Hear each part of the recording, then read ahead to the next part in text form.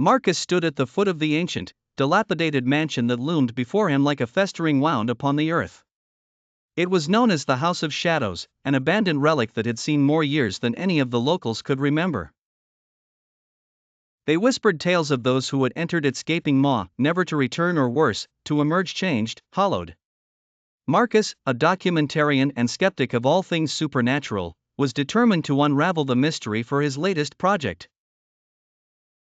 He adjusted his recording equipment, the red light on his camera flickering as it initiated.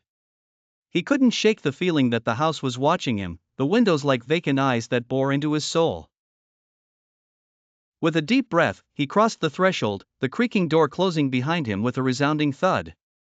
The air inside was oppressively thick, carrying with it the sense of mold, decay, and something unidentifiable, perhaps the residue of centuries-old suffering.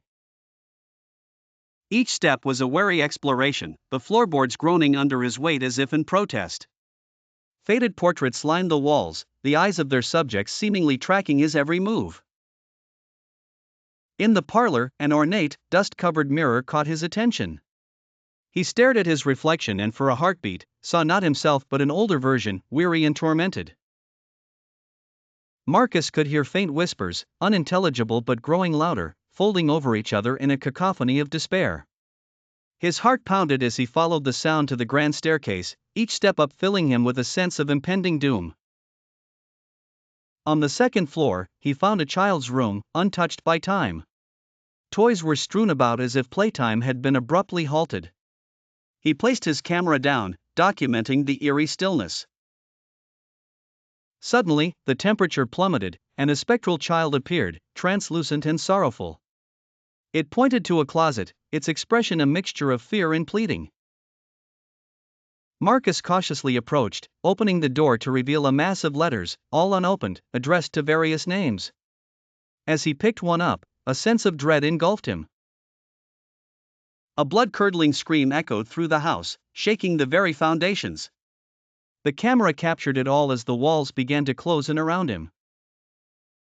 He turned to flee, but the way back had vanished, replaced by an endless corridor of shadows.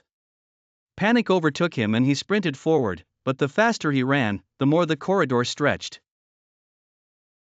His breath came in ragged gasps, and just as hopelessness began to swallow him whole, he emerged back in the foyer, gasping and drenched in sweat. The door to the house swung open on its own, as if allowing him a merciful escape.